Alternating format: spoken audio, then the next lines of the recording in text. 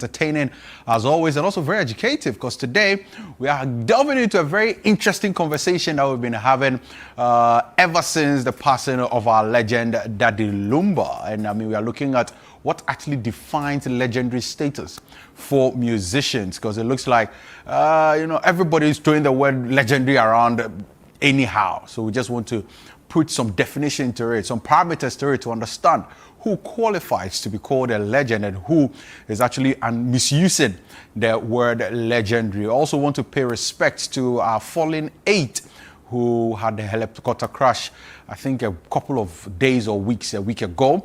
They were laid to rest yesterday. I want to say may their souls continue to rest in perfect peace, and also want to send our condolences to the families that are actually going through it at this point in time. We want to wish them strength, and also to the kids, we know God is going to give you guidance, direction, and protection. You're welcome to the chat right here on Channel 1 TV with me, Ekow Koomson. Ever since Daddy Lumba passed, there's some comparison between Daddy Lumba and Michael Jackson. People feel like Daddy Lumba is bigger than Michael Jackson. People feel like Michael Jackson is bigger than Daddy Lumba.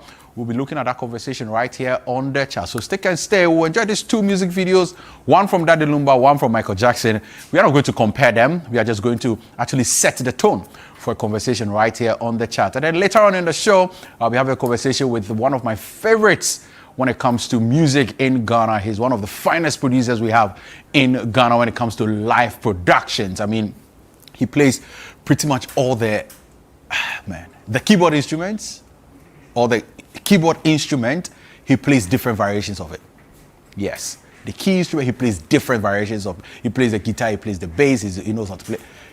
We'll be delving deeper into that, and I'm talking about Kwame Yeboah. Some people will say the legendary Kwame Yeboah, but yeah, we'll be talking to Kwame Yeboah right here on the show. So make sure you just stick and stay. We'll go for a quick break. When we return, we have more for you right here on their chat. But before that, let's enjoy these 2 music videos, one from the late Daddy Lumba and another from the late Michael Jackson.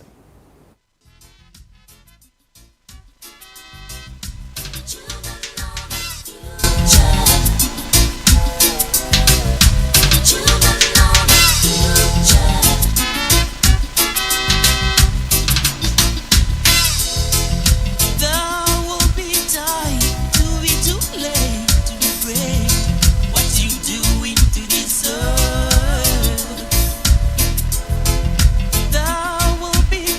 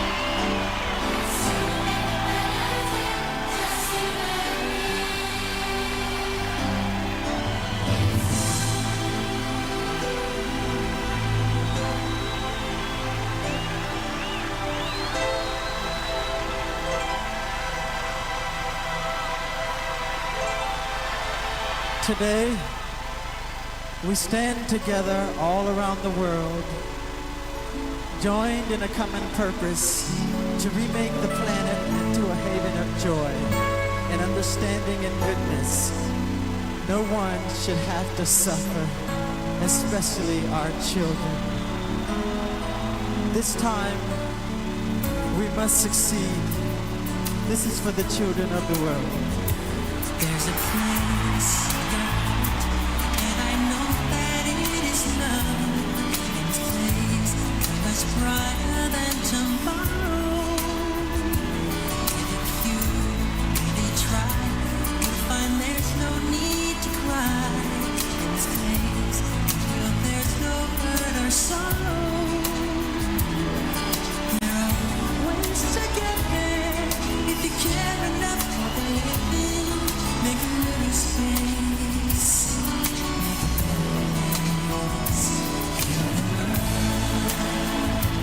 Make a better place. Make it a better place for you and for me and the entire race. There are people dying. If you care enough for the living, make a better place for you and for me. So high, let our spirits stand down. You are all my brothers. No fear, together we'll cry happy tears. See the nations turn their swords into plowshares. We do really good things if you care enough for the living. Make a little space to make a better place.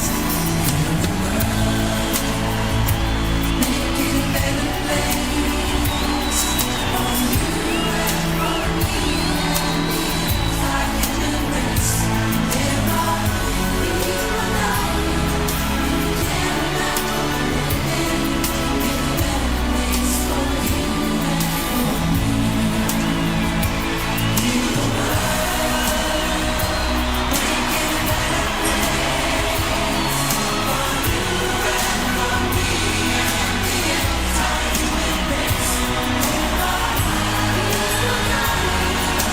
Care enough for the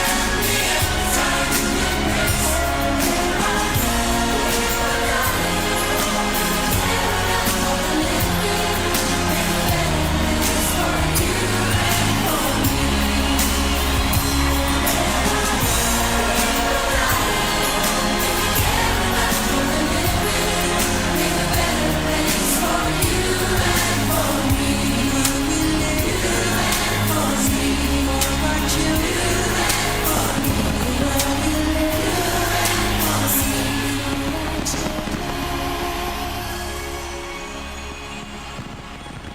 Welcome back to the chat right here on Channel 1 TV with me, Ekow Koomson. You can find me on all social media platforms at PK_Koomson. Koomson spelled with a double N. The chat is a show that we get to delve deeper into conversations in the entertainment industry and actually, you know, bring very matured minds. That's a word.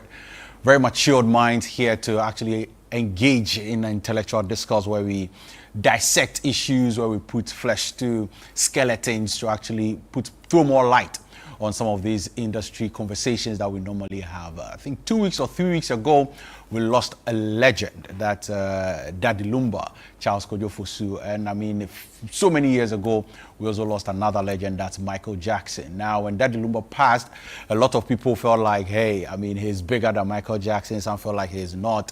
And then now the whole conversation of who is a legend when it comes to Daddy Lumba and Michael Jackson, who is a legend. And for us here on the chat, today we want to just go into what gives somebody, or how does somebody earn the status legend, especially when you're a musician. What do you have to do to be tagged a legend in our music industry? And I have here in studio one-time Deputy Artist of the Year. That was his name on the streets. But yeah, I'm talking about my own brother, Jermaine Portfolio.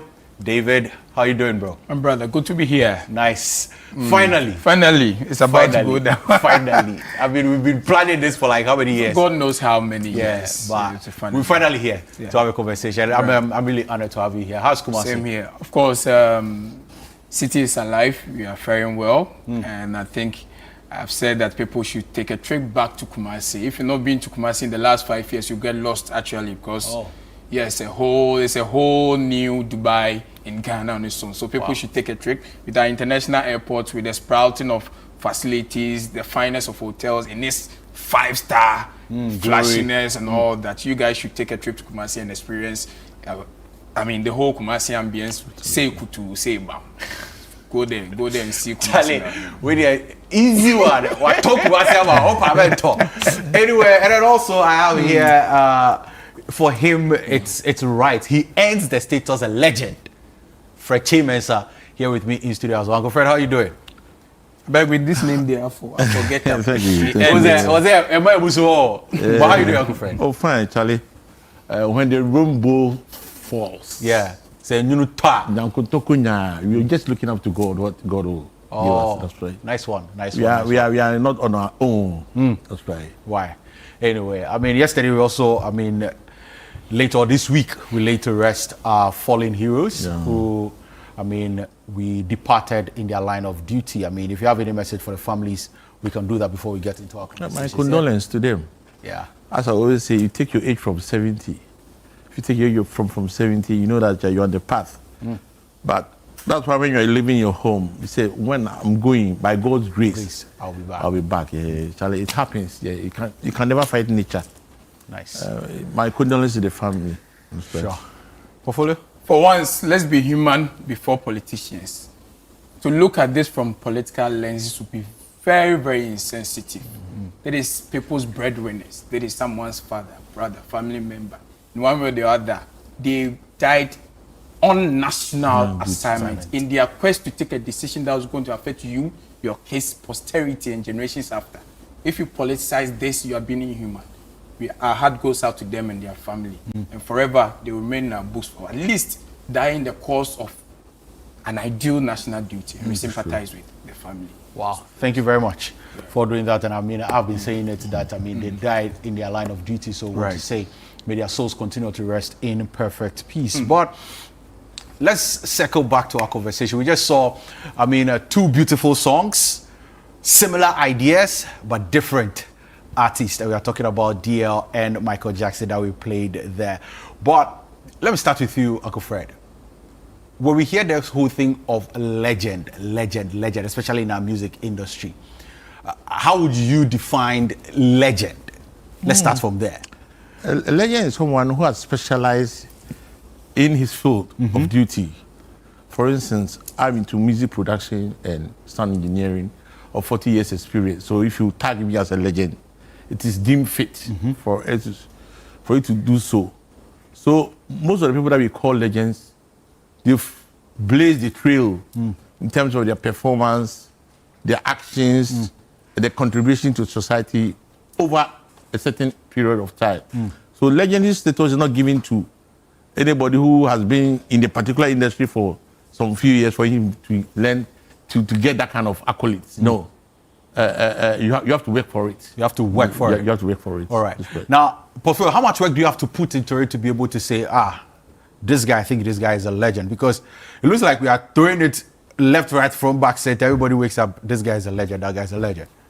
Top of mind awareness. At the mention of a particular sphere, in the heat of a discussion, and the center of discussion, if there are 10 people talking about the same thing, the same issue, and someone who represents or symbolizes that thing, if you are 10 people discussion, at least 8 should top of mind reference you, either as a pioneer or a special contributor to that very thing that has influenced people or made that culture have a seat. So if you are discussing top of mind, if you are talking about production, of course, Uncle Fred, if you are 8 over here discussing how production has evolved from generations till now. Obviously, 8 of us who are well-meaning people and know about the game, top of mind should think of Uncle Fred. Puts him in the legendary basket automatically. But the word legend is I think we have dictionary definition or the Queen's language definition to who a legend is, and culture definition. Culture is respective to a community. Every culture has its own languages. So in entertainment, what we would tag or who we tag as a legend would differ from the Queen's or dictionary definition of what a legend is, because that is general. But every sphere defines its legend according to their own script. And in our case, it might be different. So the dictionary centers on extremely. It means that anyone can be popular for something. Anyone can make a name for something. You can even be notorious and be a legend. You can be notorious and be a legend. Okay. Being a legend has got nothing to do with positives. Okay. Yes, you can be a legendary kleptomaniac. You are a legend. You can be a legendary robber. When you watch Prison Break, that movie, the expertise and the knowledge how that criminal, that Scofield escaped is legendary. And it's so unorthodox that in that field, leave it for him. You even need to tap in when you want to go the same line. It's legend. So legendary does not have a positive tag. The essence or the premise of what that underlies legendary is being extreme and extraordinary in that field. In that field. All right. Now, when does competition influence your legendary status? So there's competition in this field. You are excelling in the field. Does it then add on to your legendary status? Or once you monopolize it and you're the only one good in that field, then you become a legend? Uncle Fred. No. One man's arm can never encompass a baobab tree. No matter how legendary you are, you still need the support of others. But in terms of your pinnacle, I mean, there are certain situations that you don't deviate from the norm. So, for instance, if you take my legendary status, I haven't attended any music school before. I have not attended any sound engineering school before. Everything was led by myself. And I had 1 or 2 practical experience from others. But if you look at my legendary status, the kind of production that I have done, the people that have passed through my hands, even only 2, JQ and Anapiatis only. But I have trained about 75 sound engineers, recorded almost about 1,000 Ghanaians. If you look at that kind of, you can say that I'm a legend in that field. And I didn't do that one on myself alone. There are other people also help. For instance, if I play a rhythm in the studio, and then it comes out, like My Day I Did the Day by Mary Japan. It was done in my studio outside behind the computer.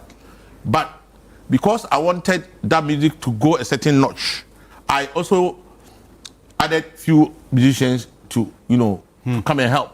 So if you listen to the song, the drum patterns was done by me. There was a particular guy who's called Soronko, may he rest in peace. Very, very good at the bass line. So I asked him to come and play don. Very simple. And there were some horns to another engineer that Joe Palupa, unfortunately, also died. But the rest of the arpeggios, all of them in the strings were all done by me. So my legendary status stems from the fact that I also give other people the opportunity to also serve in that space. So it's not that kind of monopolistic kind of thing that now somebody can sit in the studio and says everything was done by him. By me. Yeah, so it makes him a legend. Yes, because if you did a thing alone, somebody who did a BVs is also part of the creation of that kind of way. So legendary status depends on how you want to couch that way to fit into that particular situation. That's about a legend, as he said.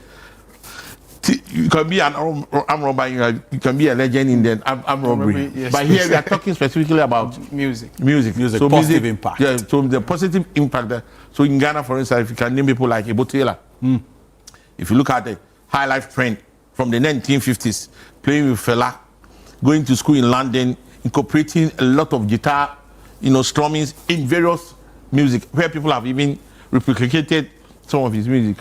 You can say Ebo Taylor. And now, he and Konimo are the longest living musicians, who play the guitar around. Ebo Taylor will be around 90, Konimo is almost around 94. We have the likes of Pat Thomas, who just celebrated his birthday, Swanton Cancer, and few others, Oboba J. Adolfo. They are left, if not grown ones, they are left with few. So we are also taking up that kind of legendary status. So legends can be compared. For instance, if you compare my experience of 40 years, I cannot be compared to people like Sami Hawani or Zab Mallet. They surpass that 40 years. They are about 42, 43. So they are my seniors. Though we are doing the same kind of. So I give that kind of respect in terms of that legendary status. Though if you lump all of us, at least we are in the same kind of category. But in terms of certain higher positions, they go far. No matter how far your hometown is, someone is further than for sure. To top up with what Uncle is saying, the legendary status holds no meaning if you don't have yardstick to compare with. There should be a basket or a pool of people pursuing the same or towing the same line for you to stand out to become a legend. So if there's no comparison stick, I think it's worthless to tag yourself a legend. So Monopoly doesn't really stamp the legendary status for you. There need to be that competition reference where, okay, why is this same flower sold as 20 CDs here at City TV? But this same thing, when we talk about this same Channel thing, 1 TV. Channel 1 TV, sorry, let me eat back. Channel 1 TV sold at 20 Ghana cedis. This same thing was repositioned to a place and it sold as 40 cedis. That same product elsewhere is discussed differently with different pricing. Why is Uncle Fred being celebrated?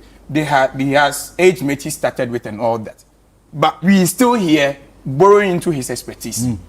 So for me, I think this might sound controversial, but you can do legendary stuff, but does not necessarily make you a legend. It's true. You can do legendary stuff. Yes, there are some stuff that are legendary. Okay. You might do something that perhaps by virtue of the fact that you are the first to have done it. That's a legend. You don't even need to be an expert to make a record. I get it. You can make record out of the blue. I mean, with anything, you can make record as the first producer to have amassed this kind of whatever on your production. But it doesn't mean you are into the culture. Perhaps you took the benefit of the digital age and it gave you that record. Legendary, but you are not a legend. So the dues paid to acquire the legendary status is beyond just achieving legendary status. So, like I said, there are people who have done very perishable legendary stuff. They came, they broke a record, but they didn't put themselves worthy to sustain. So yes, you have done legendary stuff. That's on record. But you're not a legend. So I mean, let's say the first Ghanaian to perform at maybe one of the biggest festivals in the world. That's a legend. Legendary stuff. It's legendary. But it doesn't necessarily make you a legend. A legend. A legend. All right. Now let's bring it down to this whole conversation about Daddy Lumba and Michael Jackson and who is a legend and all of that. Is it fair to compare Daddy Lumba to Michael Jackson or to compare Michael Jackson to Daddy Lumba? The first time I will not be on the same page with Uncle, and I hate it. I hate it. Well, so I think I was the earliest packers of that conversation. When I was being interviewed, when I visited Daddy Lumba's home to, sympathize with the family. So I was being asked what I think about him. And to me, in the local parlance, I said, let me quote my own self. Broni na enti brofuntia. Kenye Michael Jackson tipeni Daddy Lumba. Sonically. Premised it on Sonic. Sonic, okay. So that was it. Yes, that was my premise, Uncle. I see. That what has bedeviled Daddy Lumba is his geographical or demographics. One, first disadvantage. Talking about 300 million population where Michael Jackson controlled, and how easy is it to affect other globes than a 30 million population, even as it stands now. But I mean, it shouldn't really matter, but I feel your point. Yeah, no, but you use the Jamaican, but Jamaicans are strategically and geographically positioned advantageously. So they're able to penetrate the American market. Look at where Ghana is positioned. So it will take 100 times as effort to penetrate than a Jamaican will penetrate the US market, which is the most fertile market for every musician. What first place? Two, language barrier, predominantly. Three, marketing, where label may come in. Has Michael Jackson enjoyed all these things? Yes. What does label come with? Sometimes label even let you relax your thought process and do everything for you. Yours is just to come and sing. Michael Jackson is an impeccable artist. Yes, I agree. But sonically, is he the best? No. So you can be the biggest and the influential artist without being the best sonically. These are music achievements. Has got nothing to do with the musical element.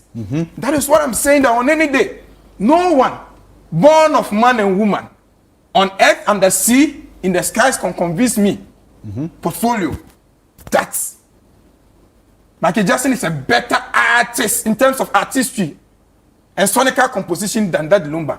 No. But then again, the bigger discussion is, look, Uncle is here. Anything I do archival blunder, commit archival blunder, Uncle should correct me. Uncle, has there ever been any receipt to that Lumba having a ghostwriter ever in his musical lifetime that you know of? Uncle is here. There is an archive bank over here. Not that I know of yet. Not to the best of my knowledge. Yes. Even those who wanted to collaborate with him, some he wrote for. There are songs I'm learning that he wrote, but he wanted to remain anonymous. Some he invested in. Those he allowed to write, it was a joint production, which he coached. Are there receipts that Michael Jackson has ghostwriters? We bought a whole industry of ghostwriters for him sometimes, where they were credited on his project many times. So with all of this, right?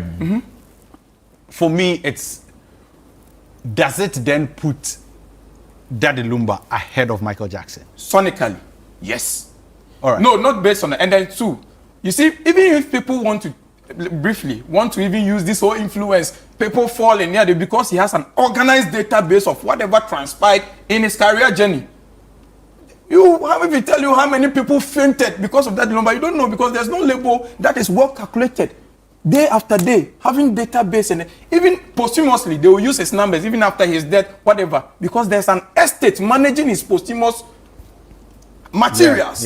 If that Lumba has that with his geographical position, on any day, I am saying that artistically, sonically, that Lumba and Michael Jackson, it's like Trasako and Zongo. They gotta be wide. Forget about everything. Thank you very much, Uncle Fred. Very dicey situation. I'll go straight to the point. Yeah.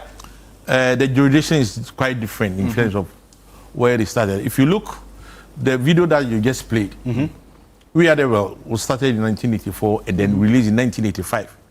In 1985, G-Man, our famous G-Man, also released his is it High G Major? High Life G Major. Yeah. And then he mimicked Michael Jackson, where he was even taking. That's what even gave him the upper hand to go abroad and then further his craft. Now, if you look at the journey of Michael Jackson, he was born in 1958. By the age of 7, he had been discovered by the likes of Dana Ross, and then Goodberry of Motown Records. And if you look at the performances that he carried along that time till they formed the Jackson 5, and then he came in around 1979, departing from the main group. If you look at his records, Charlie, we can't compare that to Lumba in terms of that aspect. But I like what Jermaine was saying, that most of the songs that the Lumba wrote, almost all of them were by himself. With the exception of maybe collaborating with Florian Ponsa on that album and few others that were written by those that he collaborated with. But in terms of Michael Jackson, a lot of people wrote songs for him. But in terms of the structure, the opulence, the kind of society that he got himself involved, where he wasn't limited to any kind of production aspect, where they could spend about maybe 1 month even on one song. He has Michael Jackson that has that kind of record. Yes, we are bereaved that the Lumba is dead, so comparison in certain areas can be understood. But originally, if you want to compare the works, I don't know how many albums Michael Jackson has, but Lumba has about 33 albums. Yes. For a career that spanned almost about 30, because 89 that he came, so 89 up to 2000 is 36 years. Right. Okay, Michael Jackson also died in 2009. His album was not even up to 50. 15 that I know of. His albums. Yes. Yeah, but if you look at the major concerts, the influence, Right. the paraphernalia that he had, people Right. who had used him in terms of commercial, like the Coke, Pepsi Cola, and a whole lot of things. He stands tall among them. So if That's a fact. Jermaine is talking about people writing songs for Michael Jackson and Lumba, for that one, it can be compared. But in terms of popularity or how they stand tall, I'm sorry, Lumba cannot be compared in that area as to Michael Jackson. No. We right. shouldn't do that at all. So, I mean, trying to pick up something off the internet, right? It says Michael Jackson released 10 studio albums. Just to do. 10 studio albums, 5 soundtrack albums, and 55 compilation albums. 55 compilation. Albums, right? So, I mean, when you look at the works and everything, now, it then brings us back to the conversation, right? That is it your sonic nature that makes you a legend? Or it is, like we said earlier, your works and your impact that will give you that legendary status? All of them combined. But Portfolio was just, trying to separate certain issues from others. That you can't say the person is legendary because of a certain situation. It has to, there are certain additives that must form, come into form so that you can form that kind of basis for you to tell somebody that person is a legend. So if you look at the works of Michael Jackson, most of his TV appearances, traveling all over the world, that legendary status is there as an artist who traveled the most in his career. That Lumba can never be compared to that of Michael Jackson. But if you also look at our jurisdiction, between 1989 up to now, if you look at some of the musicians, those people that can be compared to Lumba around is Kojon Tree and Amachi Dede in terms of their traveling experience. Because Lumba, he came at a time that his music cuts across. The older generation, they like the middle and then the younger generation. Even now, we are still that's what makes him a special being in terms of the music structure in Ghana here. That's why when he died, everybody, is involved in his funeral or something of that sort. But comparing him to Michael Jackson in that type of strength, Charlie, it's just as you say, comparing oranges and apples. I don't know me and Kokra so that you will not be, because now let me go back to Relics of Time. 79, the first time the video came to Ghana, was in 1979-80. Kumasi, Boga Bakun edit TV by Color TV. At that time, Lumba and then Papa Shi, they were doing dancing competitions around Mampong and those kind of things. And they were mimicking Michael Jackson. So he even had influence on them. That's right. So if you listen to the songs that you played, Lumba intentionally did it 10 years at the celebration of We Are the World.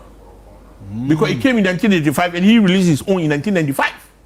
In 1995, Lumba, strategically, this guy was on top, the South African guy who was shot, Lucky Dube. So if you listen to the rhythm, in terms of the flute structure, that were the pages that were, he took all of them from the likes of Lucky Dube to infuse his own in terms of the music. So he used reggae, and then the Lumba with the Michael Jackson with the influence of the guys like Lionel Richie and others also use the kind of soul music that they produce with this guy who just died, their producer. Jimmy Jones? No. Actually, the famous producer. So you see across all the cross section of genres how he's been able to explore and at least register an imprint over there. To the extent that now that Stonebwoy has labeled Afro dancehall better, he is still in the conversation. So ideally, that Lumba is a pioneer of Afro dancehall with Stonebwoy labeled. It is beyond genius. Quincy Jones. Yes, not Jimmy Jones. Yeah, Sorry. Quincy Jones. Quincy Jones. I mean, he broke the rules of music. So that's why Uncle was specific on that merit. No, I won't go there. But look, someone who has an imprint for every type of mood in this world. At least you can have a pool of genres that Michael Jackson has influenced, and even beyond his scope. You can say that if you take percentage or statistically, top of mind we know of his dance. Everybody. But music enthusiasts know of Michael Jackson's music. But look at this disease legend. He has broken the rules of music algorithm in that beyond his generation, Gen Zs who first of all didn't want to be attached to anything high life because young guy, fresh guy, what you should now what it. But that Lumba became an exception because they really want to invite him into their world beyond legendary. So sonically, bro. Yeah, this thing there, no one is because most of no the one is touching lyrics Daddy that were handled by Daddy Lumba evolved around his lifestyle, and it permeates through every lifestyle from generation till the time you all go. What he said, it reflects in everybody's life. I think this it. Maybe somebody was there before you came. You did your own, and then you go. So it reflects in everybody, you know. So generation songs. Those people who write generation songs, they think of the future, blend it with the characters of the individual who. So that's why Michael Jackson. If you listen to most of his songs, those people who were playing, he did like arpeggios, like human nature. Why? Tell me about this human nature. If it's human nature, they were saying that some of the arpeggio lines even came from Ghana.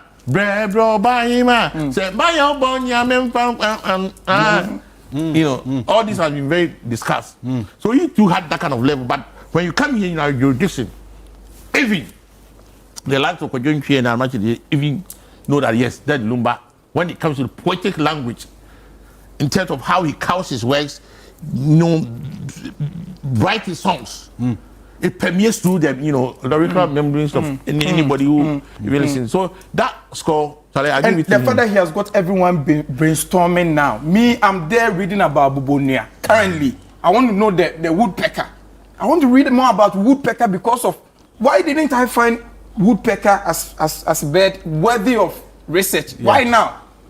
I'm going to find about like a lot of things that is making sense. Rhythmically, I was connecting to the song, but now lyrically, I'm connecting more. Now, after his demise, because the what he's doing, that bird is doing is prone to death, bro. But for you to use your pick, you know, for your beak, so, you know, for you to hammer on the mood. I mean, no one is touching him. Anyway, but for most people, right? For me, I always say, to be in Ghana, I feel like we should rather be excited that our own is being compared to somebody that the whole world is seeing, rather than trying to like fight it and try to make, I don't know how to put it, like you commit blasphemy. Say yeah. So you get. So I feel like we should rather be excited. No, industry sometimes too, in a competitive world that is thrives on agenda. Me, there is no way. Sometimes even when we are so it's conscious agenda. That is what our Nigerian brothers are, sometimes they do. No matter what, they won't elevate you over theirs. They have their internal differences, but when it's them against the world for agenda purposes, they have to drum into your mind. And rubbish is in your faces that theirs is best, even when it's clear that it's nowhere close. It's true, right? So I saw after this generation, I saw some BBC blogs taking up the debate. Yeah, that's legendary, a legend who is being compared to Michael Jackson, and it's also sparked another debate over there. So then it also invites interest from other worlds into who is this man. Conscious agenda is also part of industry thriving strategies. Wow. And one thing that we also don't forget is that the structures in the United States, in terms of their music structure, their compensations in terms of their music right, is solid. Somebody like Elvis Presley, he died in 1977, August. And today's date is 15th August. No, today is 16. Yeah, I think 20. He died, you can search it for me. For almost 48 years, this man is still making money. I'm saying, we will bury Lumba. At the end of the day, if you go to any of the copyright issues, you will never get penny, will not even a peso from there.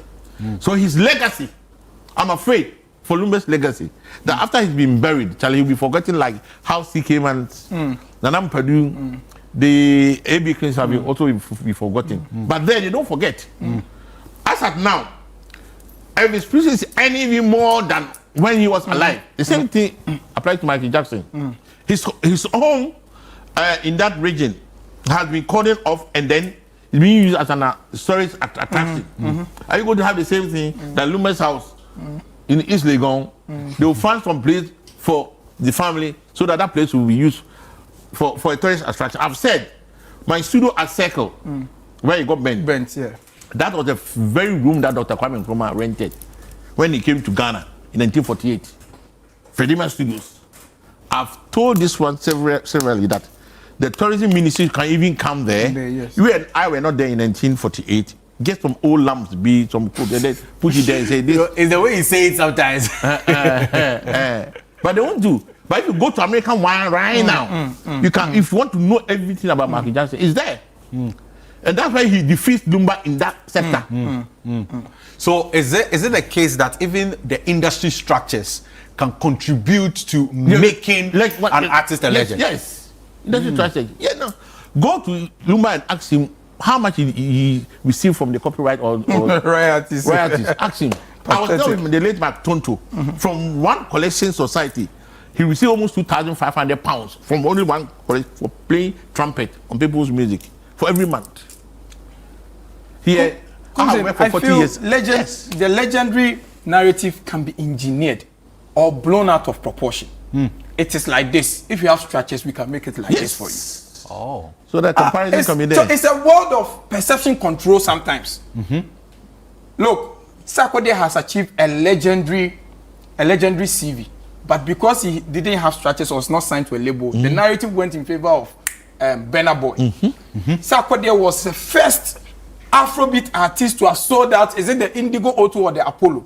But when Burna Boy did Apollo, one of them, Apollo Theatre, Complex UK credited that to Burna Boy, and Sarkodie was complaining bitterly. Actually, to make things more interesting, so there is a man I know. Right. He's forgotten his name, but he was actually the first. So it wasn't even Sarkodie. It was even Daddy Lumba. If you talk about Apollo Theatre, Daddy Lumba was the first to fill it up by a Ghanaian single-handedly. But even with this one, I'm talking about Afrobeat artists. Is that? Yeah, here as Achiame. Yes, Achiame also did it. So at a point Daddy Lumba did it, Achiame did it, then Sarkodie. So when Sarkodie was claiming that ownership, Achiame came to correct him that you are not, because Sarkodie was also going about chest up and shoulder as the first rapper. But Achiame came to correct him. However, in the discussion of Afrobeat, Sarkodie is in there. Yeah.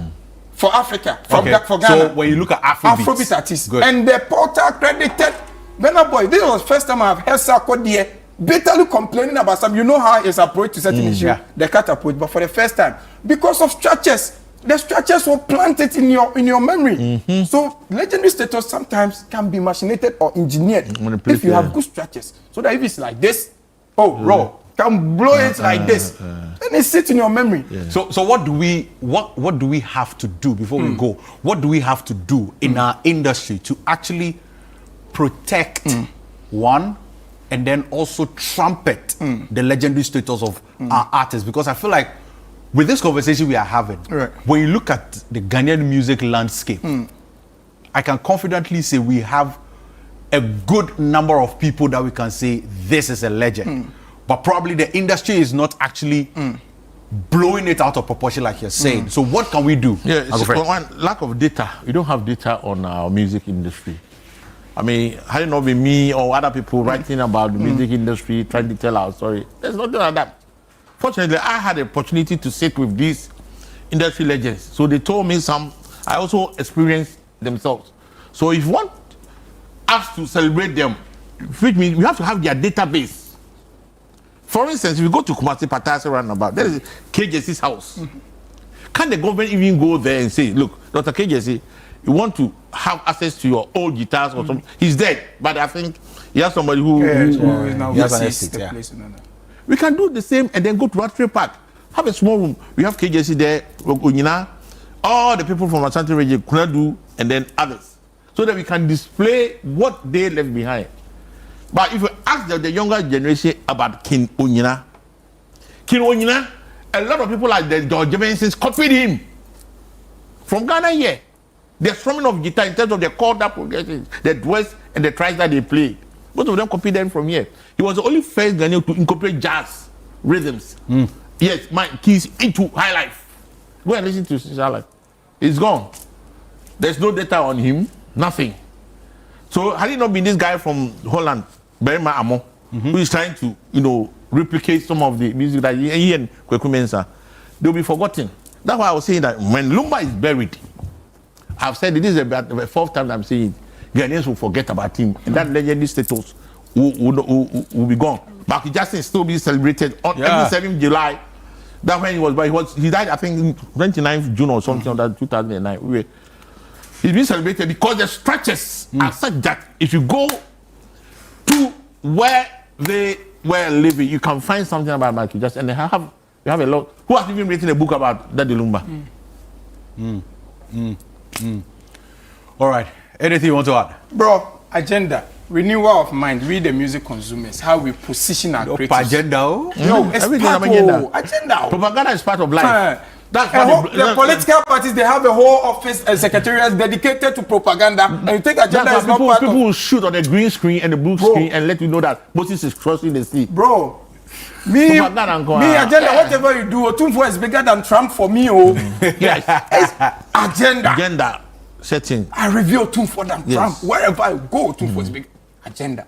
2, capacity building. We need our people to be planted at boardrooms where the conversation go on. Yes, for the big places, the cartels, the executive, we should have more Ghanaian representatives. They have to build their capacity to be there so that we grow with the artists.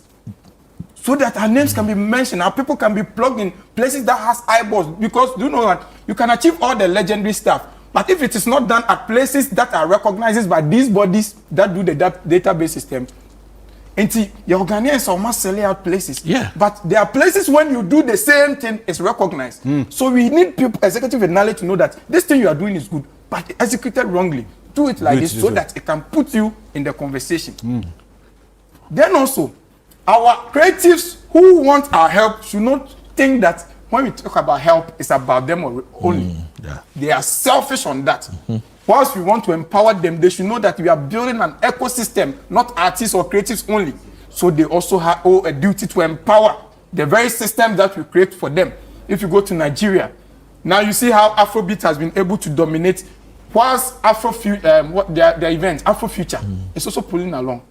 The guy came to confess that there was a time he was out of budget, but because of the interest of Afrobeat, Riskit had to support him or cushion him with an amount of money so that he pushes the Afrobeat agenda so that he invade other territories. Symbiotic relationship. And finally, let's find a way to immortalize our legends by what Uncle Fresh said. Let's make beyond them. Let's immortalize them by managing their estate. Government is involved. Proper executives who are well-versed or the government has invested in and become well-versed in managing the estate of legends. That is how we manage so that at least we can work chest up and shoulder high to celebrate our creatives after death so that we can really tag ourselves that we do have the legends as we put it. We have Guinness Book of Records. Yeah. For instance, Adam Padu is credited as the person in the whole world who wrote a lot of, if I was lyrics. there, if I was in that meeting. But who is going I'll to put him there, fight for that kind of... I'll put him there. Wow. Thank you very much, Uncle Fred. Thank you very much. Nice. Jermaine Portfolio. I mean, we should do this another time, actually, because, I mean, it's been very, very insightful. It's been very, very educative as well. And, I mean, thank you very much for also sticking and staying with me. We are not ending yet. We are going for a quick break. When we return, we have more for you right here on the chat. Don't go anywhere. Stick and stay.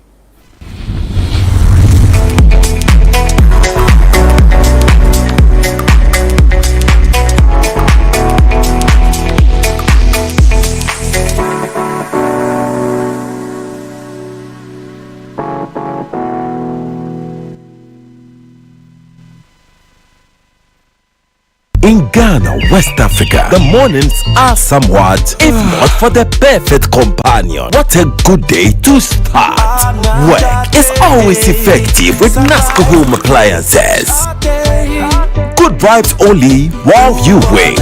The feeling hits very deep. And Nijepa, our NASCO fear. NASCO, bring home happiness. This August, get ready for an unforgettable night of worship and celebration as Perez Music presents Glorified, dubbed His Love and Kindness, ministering live Perez Music alongside the legendary Daughters of Glorious Jesus, also ministering Joyful Way Incorporated, Minister Gabi Akwe and Edom Evangelist. Join us on Sunday the 31st of August 2025 at 4 p.m. sharp at the Victory Bible Church, Awoshi Dominion Sanctuary for an evening of powerful ministry and praise. It's absolutely free. But if you would like to support this ministry, you can do so by purchasing our special event merchandise or call 0557 116 607. That is 0557 116 607. Let's come together and raise a sound of gratitude for God's love and kindness. It's going to be nothing short of heaven on earth. This event is proudly sponsored by Eddie Spitzer and powered by Rima City of Worship.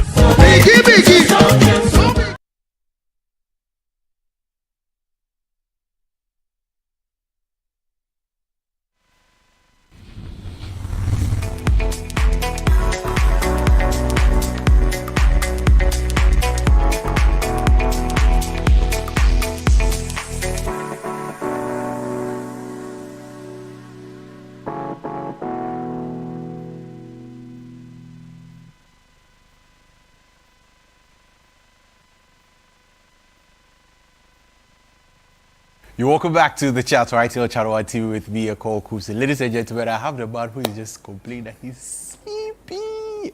Yeah, I'm talking about Kwame Yeboah. I mean, this man, legend. Were you following the conversation we were having? Please don't call me a legend. But you are. No, I'm not. Not yet? When you stop and can go get it called legend, you die soon. Oh, no. I don't want to be called legend. No. But how you doing? I am very well. I'm a bit sleepy, but I'm well. You're a bit sleepy. Just tell me about the past 72 hours.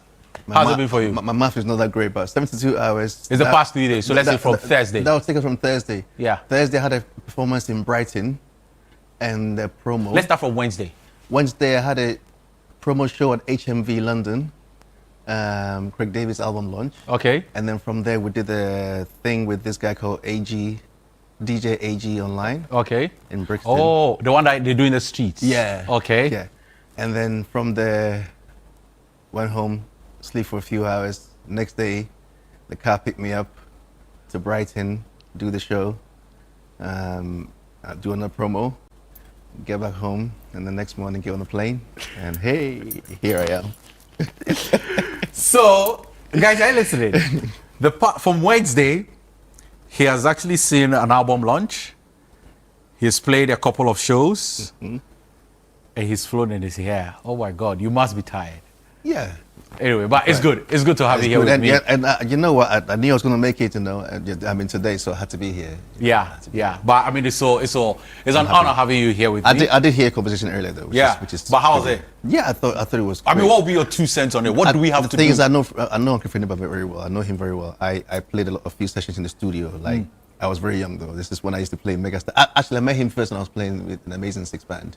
Amazing Six Band? Yeah, Amazing Six Band. This Okay. This is from around 93 or 92 or something 92? Like that. That's from 33 years ago. I think so, yeah. And he had his own band. He's a keyboard player, so he played, Yeah. I mean, they played good gospel at that time. And then fast forward, he had a studio in Circle. And I used to go and do a lot of sessions. We did lots of jingles together. I played lots of gospel sessions. The thing is, he, in his studio, he would have all the artists there, and I'll come in and I'll play them one after the other. So like, okay, who's next? This one comes to next, right? That's how it used to be. Wow, yeah, that's great. good. So That's good. yeah. That's good. Yeah. But I mean, let's talk about Kwame Yeboah, right? Recently, you were telling me how your dad was also a musician. It's a musician. And a lot of people do not know that. Yeah, my dad is a musician. Your dad is a musician. He's still alive, yeah. Wow. My dad is a dancey showman than I am. Oh. If you see my dad on stage, on stage, you think I'm the older one. Because my dad is like dancing and all that. I don't know how to What's your dad's name? Ekow Yeboah. Ekow Yeboah. Yes. All right. His band was called KK's Number 2 Band. KK's number 2 band. Yeah, but it's pretty old, so I mean, Yeah. the younger generation wouldn't know. And we have a country where we don't check out for the, we only have one genre almost. So that could easily qualify as a legend, but because yeah, no, we but, don't have data. no, but that can be qualified as a legend, but then you can't call me a legend, my dad legend, so. But that's good. But for your musical interest and everything, is this something that,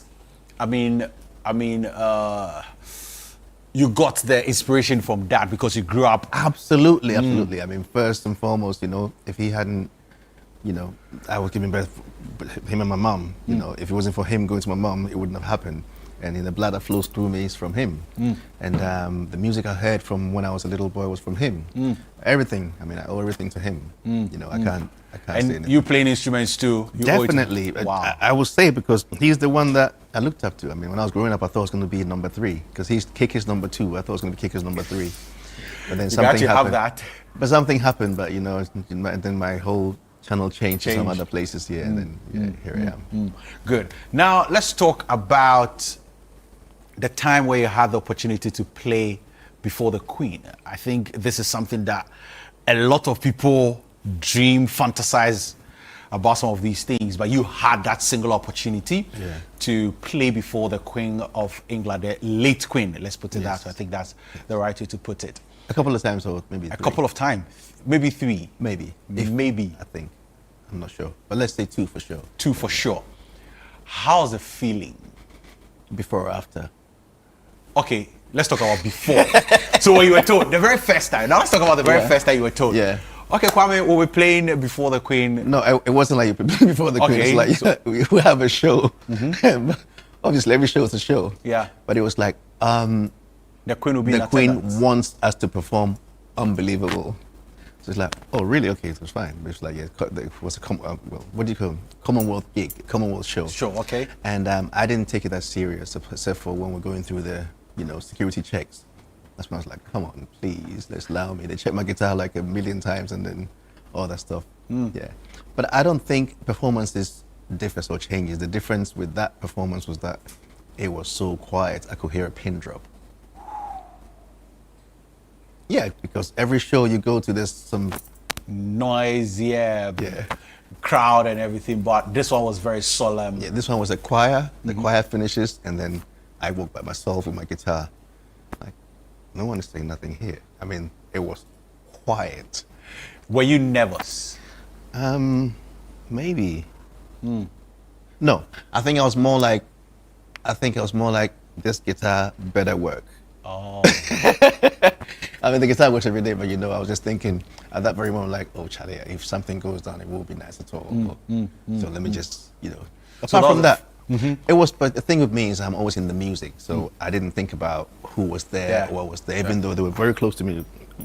I think it was about 20 meters or 30 meters. The whole royal family was sitting there, and I had met Prince Charles before. I met him a few times because we did the Prince Trust and a couple of things as well. So Big man. Oh. no, I'm a small man. You're a big man. You're a big man. Yeah. But I mean, also here in Ghana, you started, 2 bands, or you have 2 bands. Yes. Ohiabe area band. Yes. And then the Kwashibu area band. Yes. What's the current status of these bands? These bands are still active. Ohiabe is not as active as Kwashibu area band. Kwashibu area band does a lot of shows abroad, excuse me, and people know about Kwashibu area band in Ghana because we hardly play in Ghana. But in Europe, we have a bit of a following, and we do tour every year. We have a new album called Love Warrior Anthem.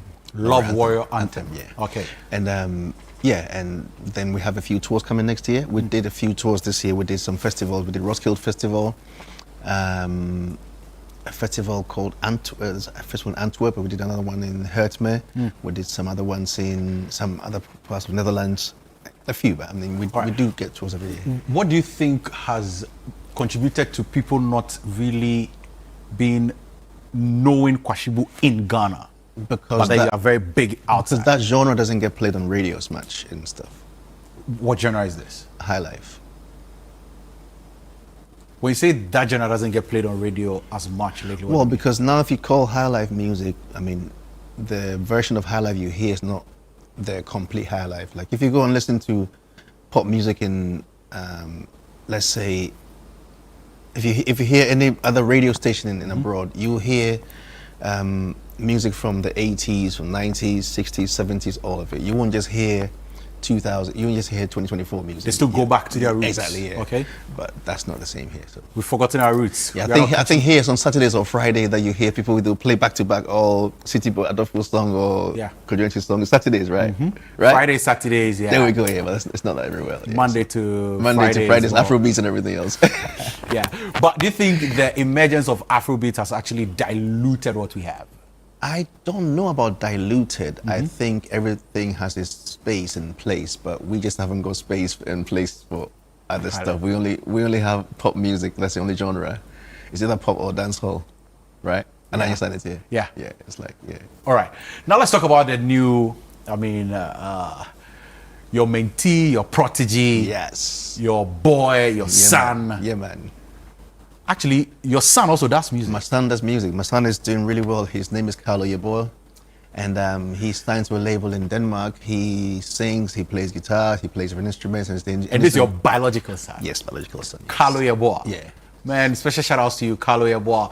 I mean, you can go on there and make sure you follow Carlo Yeboah. How do people follow him? Carlo, I think he calls his Yeboah, he calls Yaboy, so it's Y-A-B-O-Y.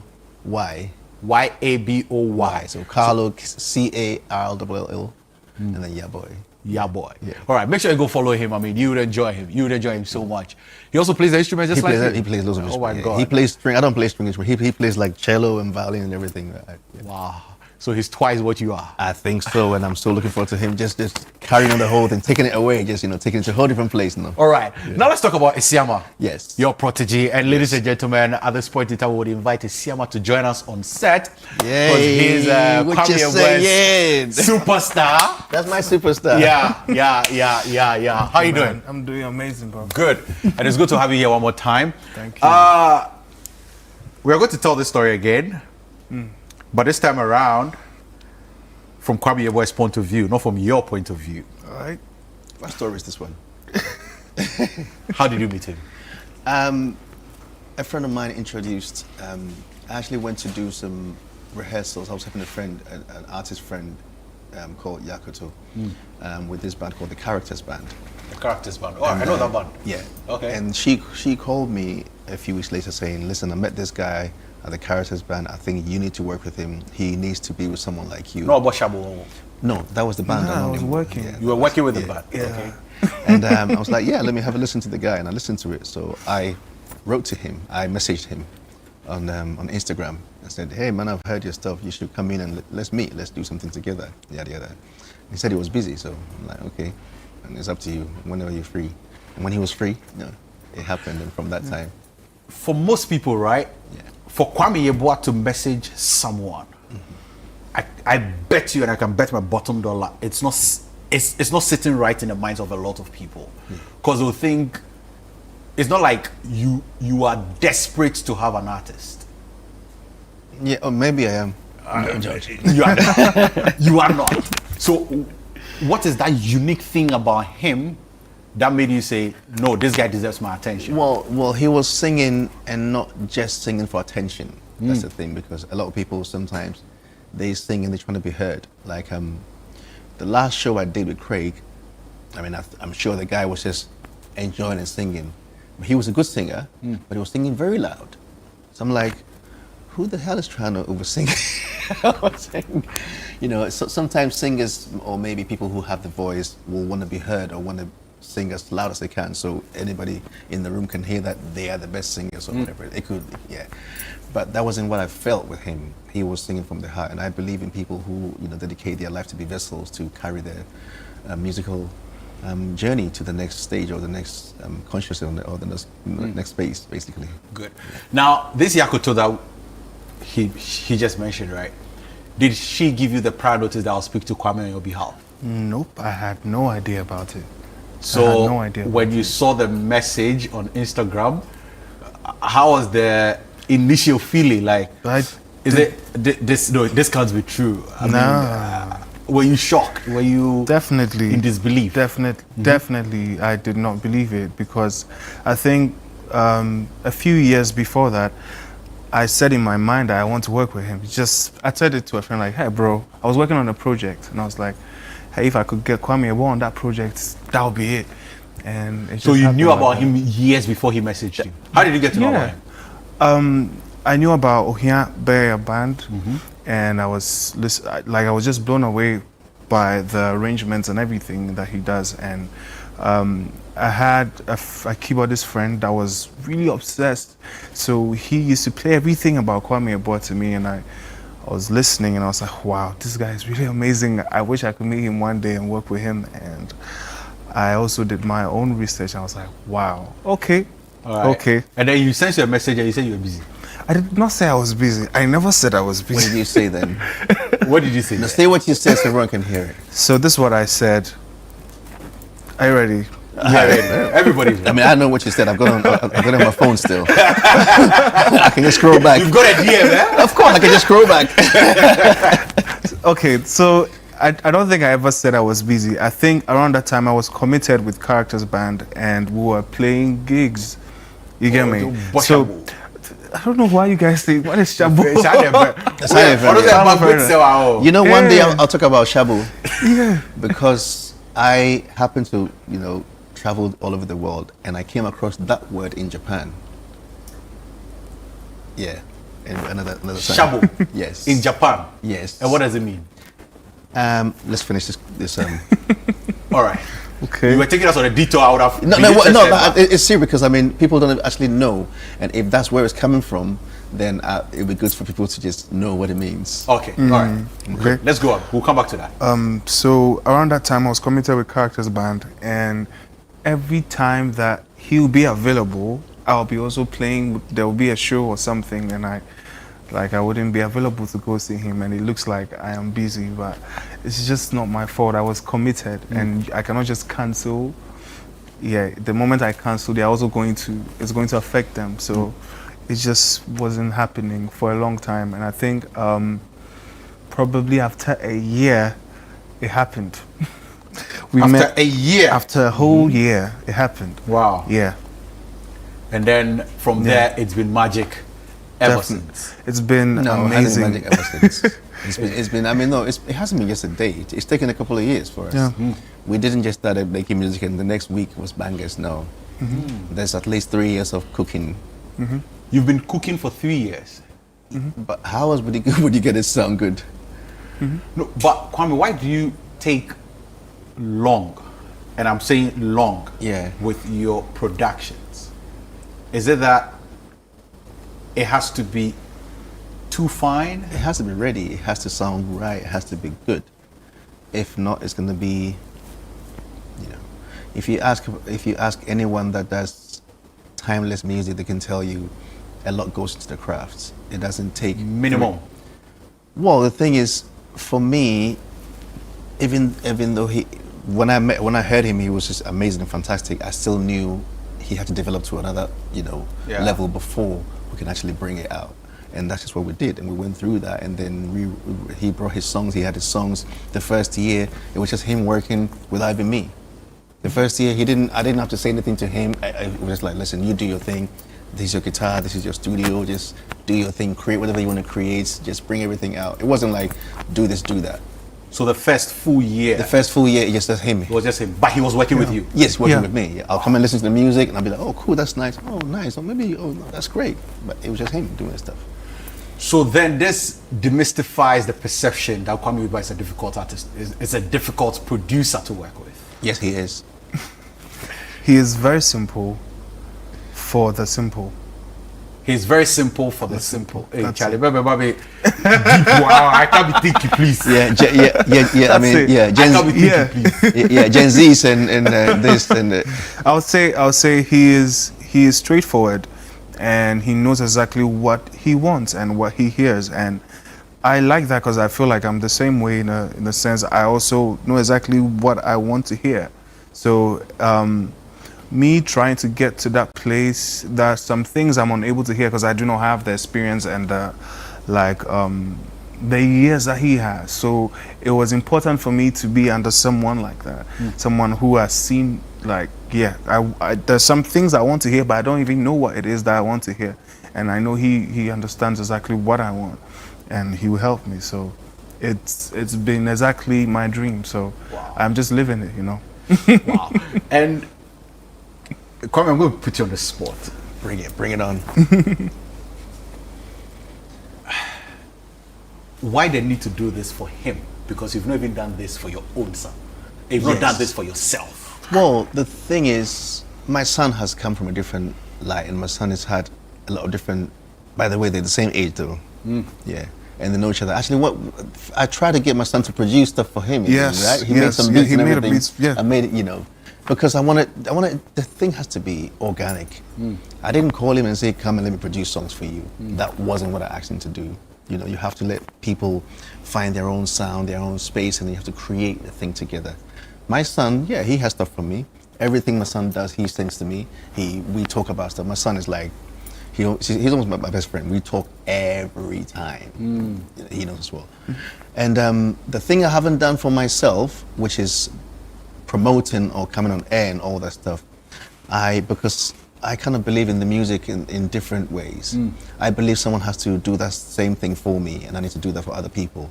That's why I've always taught or shared my ideas or brought other people in or introduced people to the world. And unfortunately, it's not always easy like that. Yeah, but I believe in doing stuff for other people. You know, we all have to do stuff for each other. So that's the reason why I haven't done that for myself. But yeah. That's good. If there is one thing or one artist that you think you would want Kwame to be like, Kwame, I want you to make me meet this person, who would that be? Can you come again? If there's that one act that you want Kwame to help you meet, who would that be? Oh wow. He has worked with the world's greatest. Mac Miller. Do you know we were on tour together with him in For real? when was this R&B stuff in Australia? I think it was 2021 or 20. You've been on tour with Mac Miller? Yeah, I wasn't playing for him, but we did an R&B festival. Then he was on. There was Nelly, him, a few different artists, Akon, all that. And we all traveled together. Like, wow. yeah. By the way, I'm a big Mac Miller fan. That's So why Mac Miller is a part. That's right. Yeah, that's but right. Yeah. he's yeah. And the thing is, anyway, you know. Wow. Bro, I've never even thought of this before. But Right. But just think about it. yeah. He could be the next person, the right person to take you to whoever you want to meet I think in your life. You might have a point. Yeah, maybe in the music, when the music is cooking, we might feel who should be. Yeah, yeah. All right. No, it's talking about who you want to meet. Man, Kwame's putting a guy on the spot, ladies I am. and gentlemen. You know what? I'm not gonna. I'm gonna answer the question you asked me first about my 2 cents about the whole situation. good. About.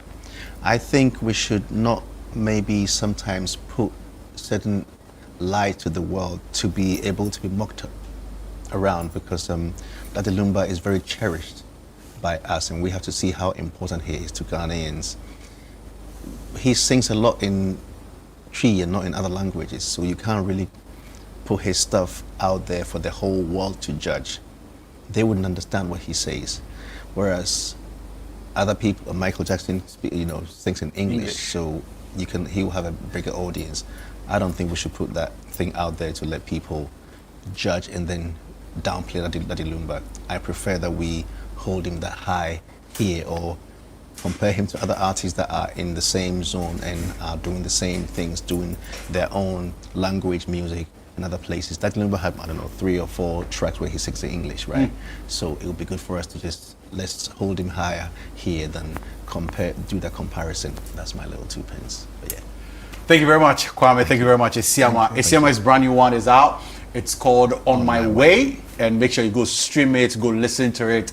It dropped, I think, last week or last week. Yeah. Last so make sure you Saturday. go stream it. Just a week today. Yeah, it's a week today actually. So make sure you go stream it, make sure you go listen to it, and you would enjoy it so much. That was a very, very good production. We'll go for a quick break. When we return, we have more for you right here on the chat. Don't go anywhere.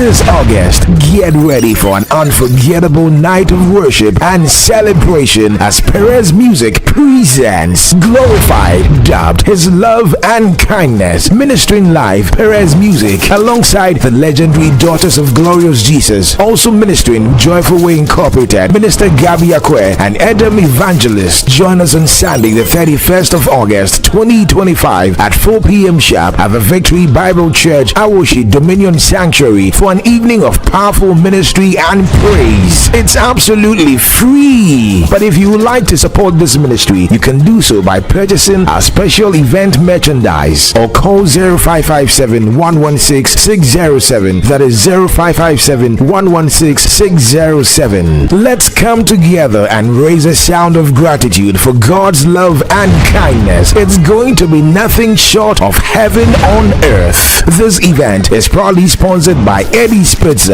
and powered by Rima City of Worship. In Ghana, West Africa, the mornings are somewhat, if not for the perfect companion. What a good day to start. Work is always effective with Nasco Home Appliances. Classic home appliance for the fisher folks. And Nijepa, I want Nasco feel.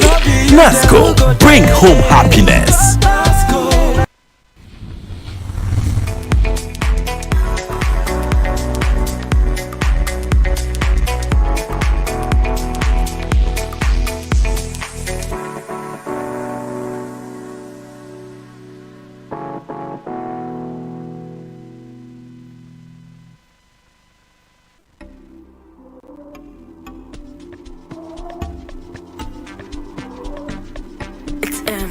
It's trending.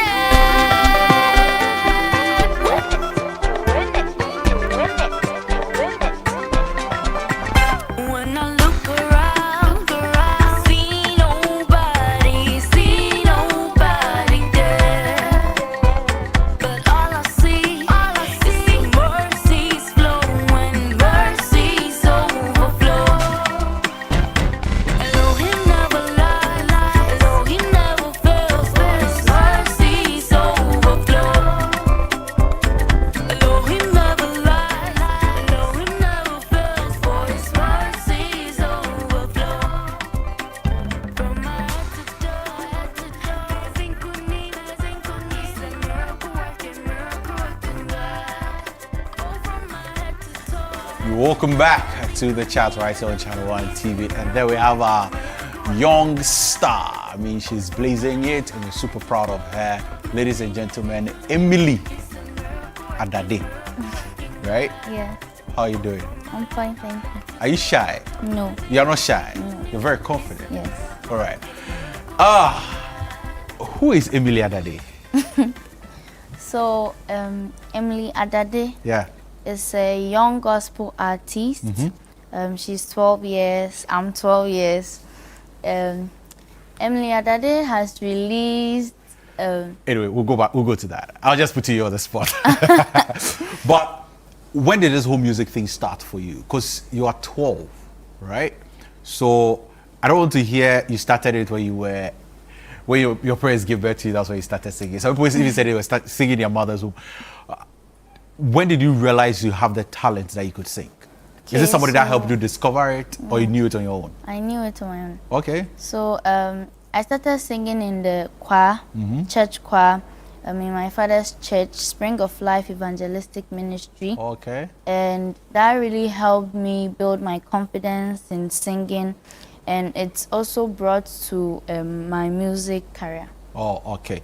All right. So do you write your own lyrics? Yes, please, I do. How do you come up with your lyrics when you're writing? Is it that he has preached, so you're able to pick something from there and write? Sometimes. Or you sleep and then you have a dream and then you're able to write? How do you put your lyrics together? Okay, so sometimes it could be, sometimes I take lyrics from the Bible. The Word of God inspires my lyrics. Sometimes I also look around me, the trees, the sea, the sky, the birds. It's all predicts or shows the greatness of God. and I add these things to my songs. Yeah. Are you in school? Yes, I am. Wow. So how do you combine studies, music, and now that you're a star? Because everybody, knows you, everybody see you on TV, all over social media. How do you combine all these things? So it's not easy, but with the help of my parents, they are able to schedule time for school, time for music, time to record.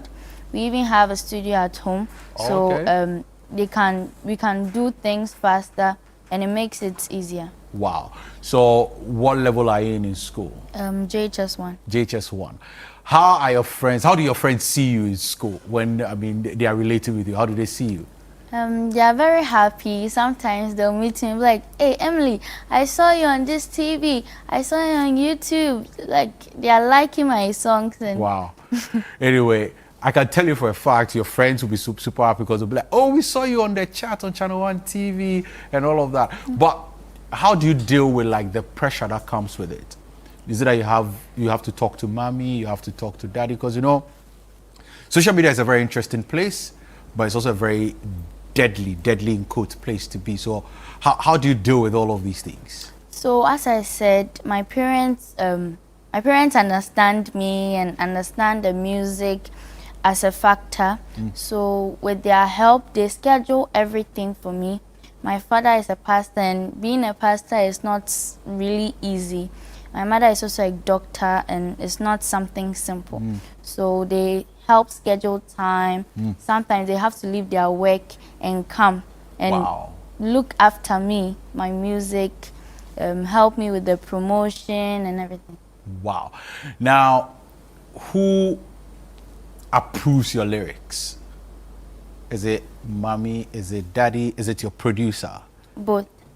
My parents. Your parents, they approve your lyrics and then you give it to your producer to help you do it. So let's talk about, this one was directed by Nana Kofi Akroma.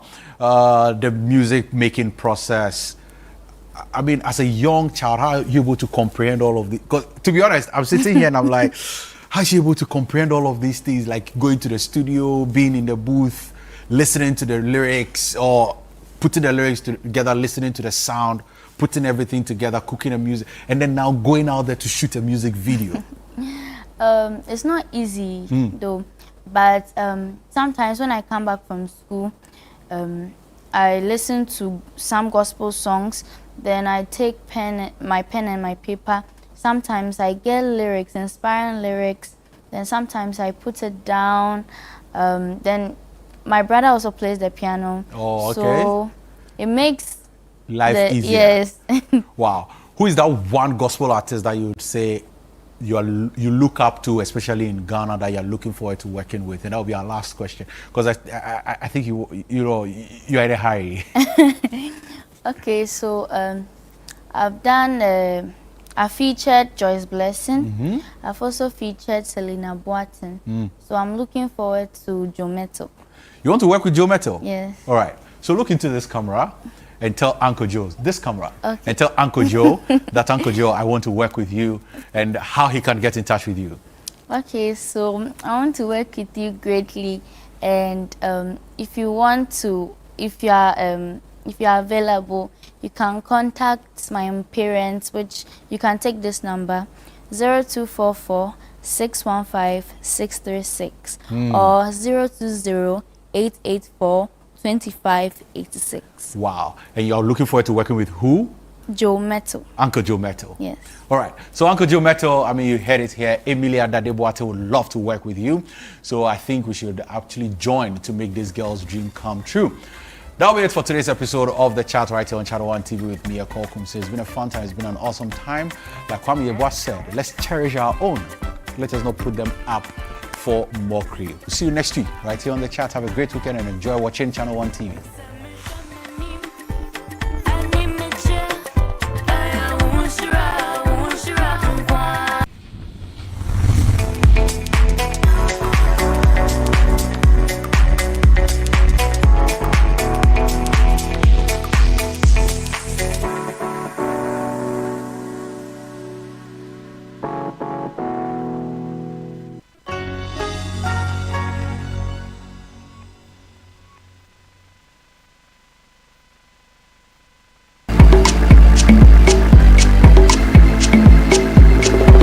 I'm here with the sassy, saucy Akle. Who cook angwamu? So all this was for Anwamu? Yes. When I was 17, I ran away from home and went to Lagos. And What? for like 2 years, my father Wait, didn't wait, hear wait, from you me. did what? I haven't heard anybody talk about frying plantain and salting it in this way before. Like you cut it and you let it marinate. I love it. You let it sit for a I while. love it. Wine and go down, wine and go down. Me body good, me body good, me body good, me body good. That's how I make king man say. Me body good, me body good, me body good, me body good. That's how I make king man say. Let me ring that bell, and me and you get started. So let me tell. Ashie tatale, baby tatale, no more buy you tatale, a baby tatale, no more buy you tatale. Do you see Tatale here?